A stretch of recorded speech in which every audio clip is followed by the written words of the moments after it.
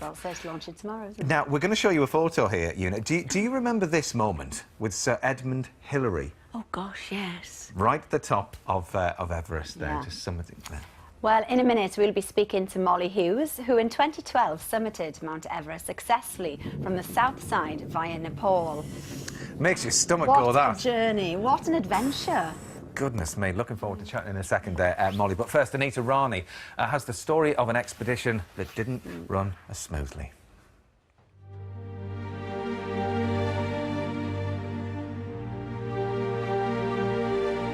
This footage, captured in 1959, shows a group of extraordinary women on the first female-only expedition to the Himalayas to climb Cho Oyu.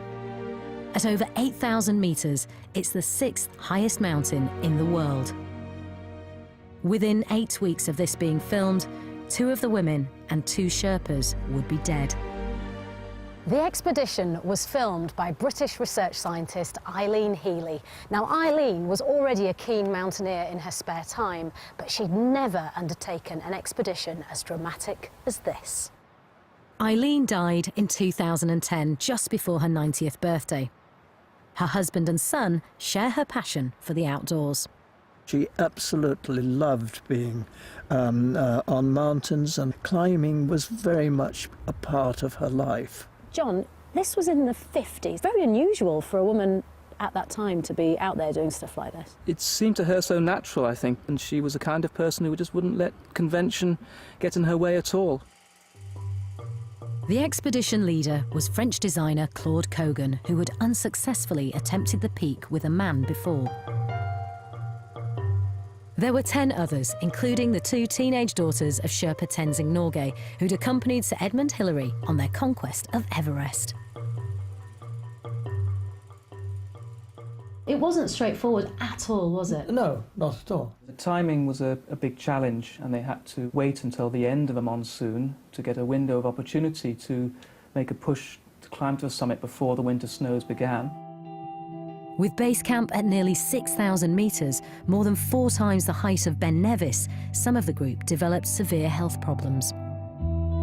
2 of the climbing party, very well-known and very good climbers indeed, had to be evacuated from base camp because they were suffering from altitude very seriously. The remaining climbers, including Eileen with her camera, began the ascent.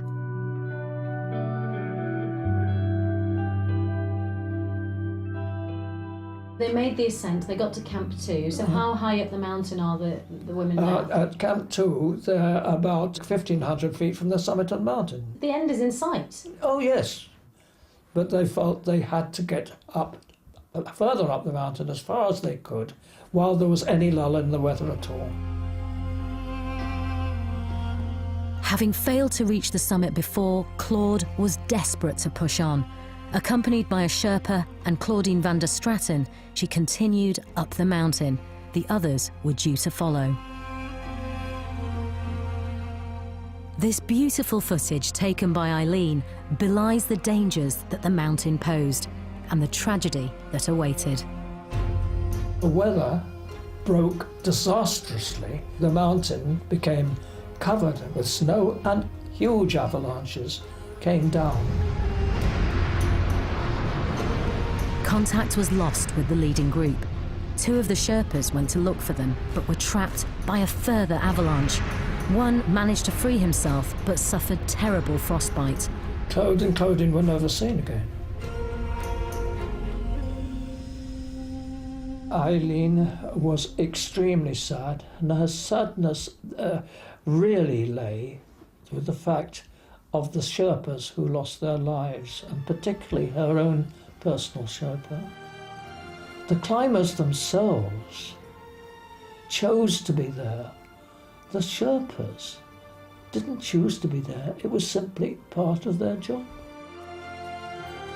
Eileen didn't talk very much about this pioneering expedition or her contribution to women's mountaineering, but her love of mountains and intrepid spirit never left her, and she continued her adventurous life well into old age. Oh, it's very sad about the Story, Sherpas, isn't it? Well, we're now joined by by Molly here, who hopes to be the first British woman to climb both the north and the south sides of Everest. Molly, how do you feel when you watch a piece like that? Yep. I mean, it's very sad, ended sadly, but what an incredible expedition. 1959, the first ever all-female expedition to go off the Himalayas, climb this huge 8,000-metre peak. So inspired by what they were doing and what they were doing out there, absolutely. And you're one heck of a woman, as Matt said. You've already climbed the south side, which is a huge feat in itself. So you're familiar with the route as it is, but of course there's this news now that is changing. So just talk us through then what the change is and why it's happening. Yeah, so in 2012 I climbed from the south side in Nepal, and the first stage of climbing Everest is called the Khumbu Icefall. Kind of thought of as almost one of the most dangerous stages. An icefall, it's a glacier, it's continuously moving, it's like a big frozen river. So that's the bit to the left of the green little section. It's got the bit that says new route, So in 2012, and for quite a few years before that, the route went really close to a place called the West Shoulder. Up on top of the West Shoulder was a lot of seracs that were unstable, they were dropping, avalanching onto the route. Last spring, 2014, unfortunately there's a big tragedy and 16 of those brilliant Sherpas, they died and got caught in an avalanche. So now for next year, it's just been announced today that they're moving the route, shifting it to the right, so it goes through the centre of the icefall.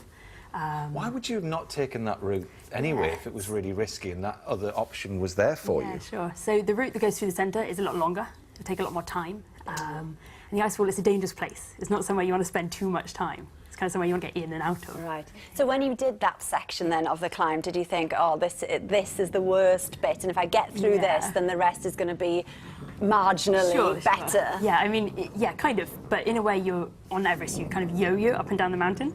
So you start at base camp, go up to camp 1, down, back to base camp, up to camp 2, down, up to camp 3, down, crossing these ladders. Look at this, Una. Honestly, it's enough to... Yeah. Now, the most remarkable thing, Molly, just repeat what you said to us. You are afraid of... Yeah, heights. I told you my secret earlier, yeah. How can you be afraid of heights and be a mountaineer? I know. Yeah, so crossing those ladders for me was pretty scary. Between base camp and camp 1, there's like 27 or so of them. And we're going up and down the mountain. Must have crossed them over 100 times. And they were scary, they were hard work, yeah.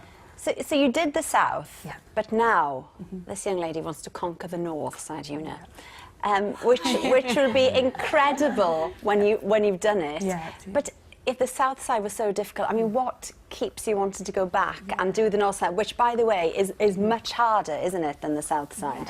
It's different challenges. I mean, Everest is such a big thing in my life. It took so much to get there in the first place, and now I spend my time travelling around schools and different businesses talking about it to people. So it's such a big thing in my life, and I kind of feel like I've only experienced half the mountain. I experienced the south side, experienced Nepal. There's this whole other route, whole other side of the mountain. I'd love to go and see what it's like. And what are the dangers then associated with the north? Yeah, so main differences are it's colder, it's a bit windier, but you also spend more time above 8,000 metres in the death zone. Goodness me. Well, listen, we wish you all the very best and a safe voyage and all of that. So now, listen, everybody has been busy painting tonight since 6 o'clock. Thank you so much for all of this wonderful effort. This is Geraldine Eastwood from West Yorkshire. Look, she sent in this beautiful picture, obviously with the one there on the wing. Yes, Sophie sent this one in, and of course the tree forms the one there. Thank you, Sophie, for that. On a similar vibe, and another bird, 15-year-old Abby has painted this beautiful... Isn't that wonderful? That's number one there? Isn't that gorgeous, that shape? And we had to show this one. It's work in progress, apparently. This is from Hannah Hayes. And I think it's us, Matt. Thank you. Well, isn't that wonderful? Listen, thanks for all of your effort. Yeah. Una, thanks for your company. Thanks to you as well, Molly. The Big Painting Challenge is on this Sunday. I can't wait. 6 o'clock, BBC One, just before country. And tomorrow we'll be joined by Martin Kemp. We'll see you then. Bye.